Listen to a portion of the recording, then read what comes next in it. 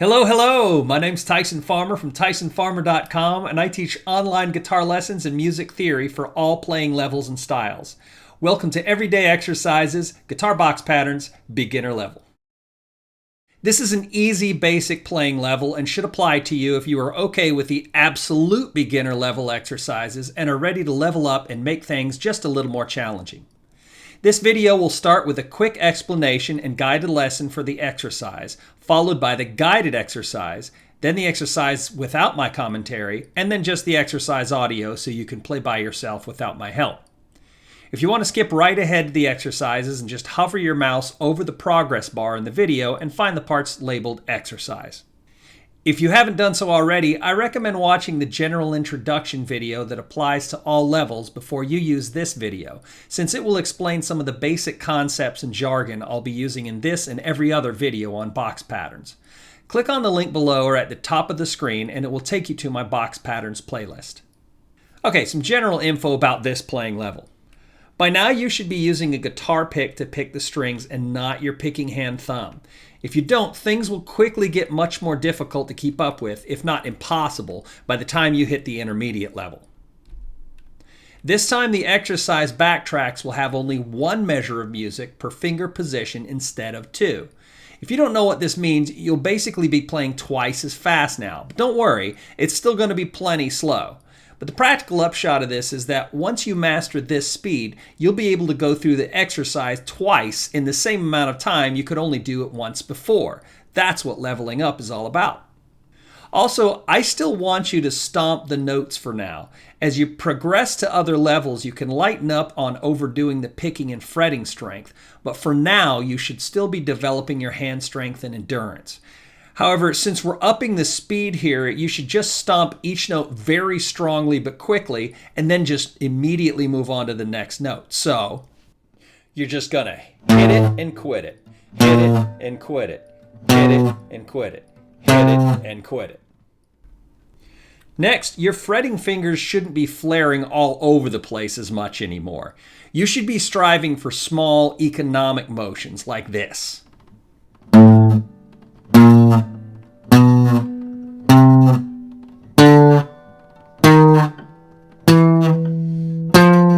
Each time your finger finishes playing a string, you should only lift just enough to clear off the string. Sometimes your fingers will just go AWOL on their own, so don't obsess about this. Just try to rein things in a little. And while we're on the subject, now is the time that we should start focusing on proper fretting hand position and technique. Let's explore that now. When most people start out, at some point they usually hear how important it is to play with the tips of the fingers. While it's true you shouldn't be playing with the pads of the fingers and should focus on playing with the fingertips, there's a lot of stuff left out here. In fact, I'd even go so far as to say that playing with the tips of the fingers all the time is pretty much impossible on every fret position. The disclaimer here is that it depends on how you define the tips of the fingers.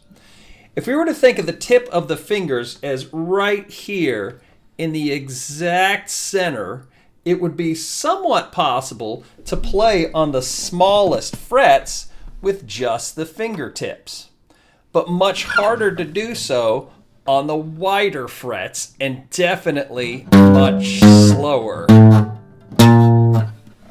The culprit here is mainly the pinky, since it's the shortest and weakest finger. In a well-meaning attempt to try and compensate for this problem, most beginning self-taught players will try to play with the tips of all the fingers and find this very difficult to pull off. And so they'll try to figure out clever ways to make it work, this being the most common of them. Let's see, if I just rotate like this, then I can play with the tip of the pinky too.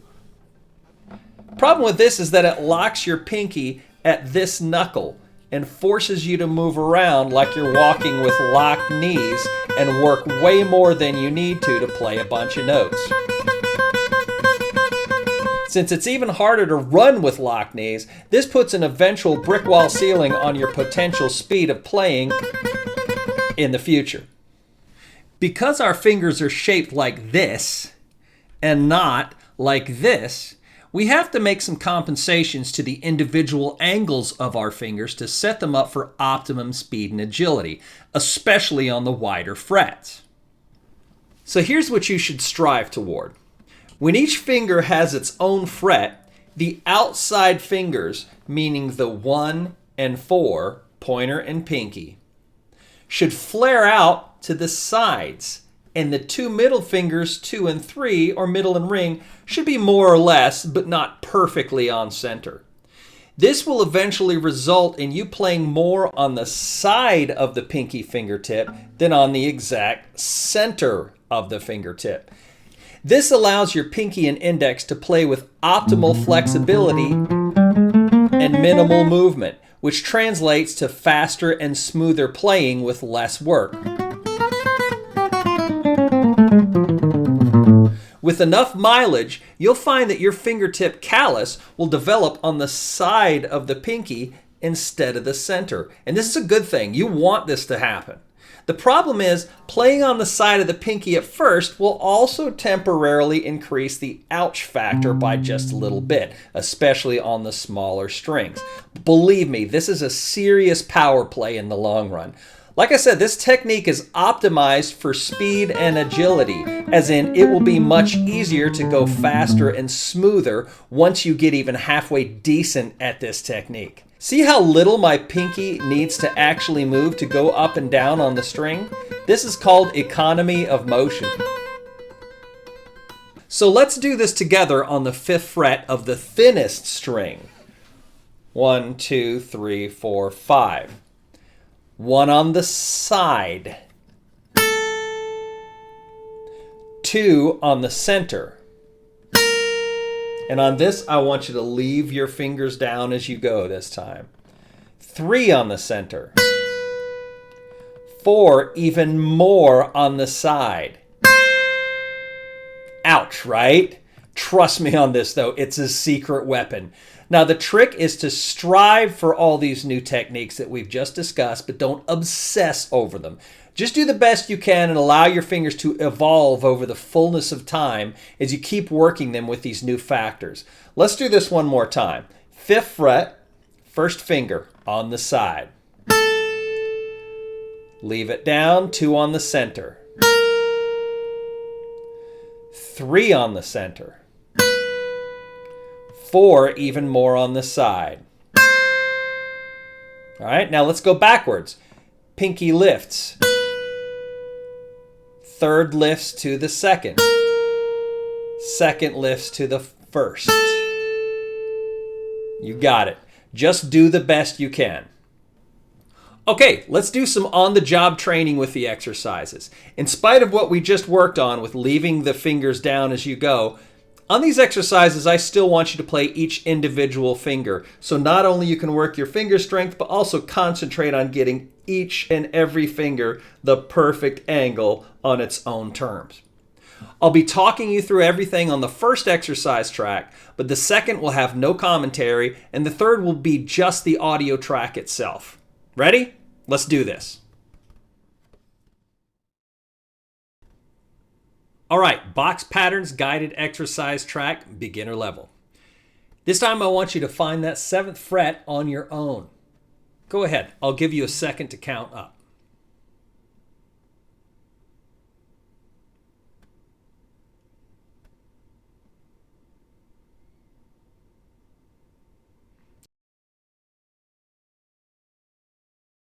Okay, get ready. Pinch the neck between your thumb and 1st finger. Go ahead and set your picking hand up, ready to pick the thickest string, and I'll count you in. This exercise is going to go just a bit faster, so immediately think ahead each and every time you finish playing a note. Remember, hit it and quit it, hit it and quit it, hit it and quit it. All right, here we go. 1, 2, 1, 2, pinch, and pick 2nd finger, place, and 3rd finger, place, and 4th finger on the side, and 1st finger on the side, and 2nd finger, place, and 3rd finger, pinch, and 4th finger on the side, and First finger on the side, and second finger place, and third finger place, and pinky on the side, and here we go. First finger on the side, and second finger place, and third finger place, and fourth finger on the side, and first finger on the side, and second finger place, and third finger place, and fourth finger on the side, and first finger on the side, and second finger place, and third finger place, and pinky on the side, here we go. Third finger walk down, and second finger walk down, and first finger on the side, and reach pinky on the side, and third finger place, and second finger place, and first finger place, and pinky on the side place, and third finger place, and second finger place, and first finger on the side, and reach pinky on the side, and third finger place, and second finger place, and first finger place, and pinky reaches on the side, and third finger place, and second finger place, and first finger on the side, and pinky reaches on the side, and third finger place, and second finger place, and first finger on the side, and done.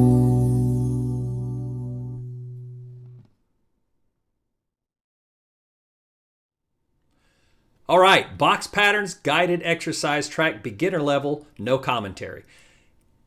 Count up to that 7th fret on your own, and then I'll count you in. Go ahead, I'll give you a second to count up.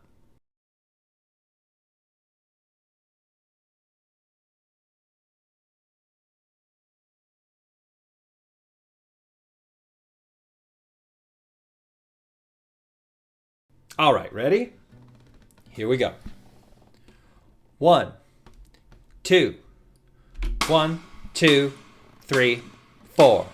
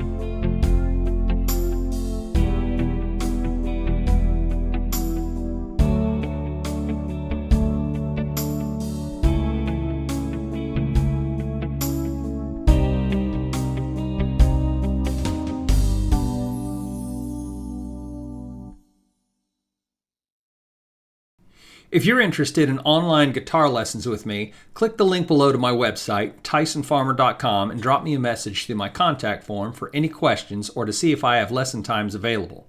I offer a free half-hour, no-obligations guitar demo lesson to anyone interested, so drop me a line. I'm Tyson Farmer. Thanks for watching.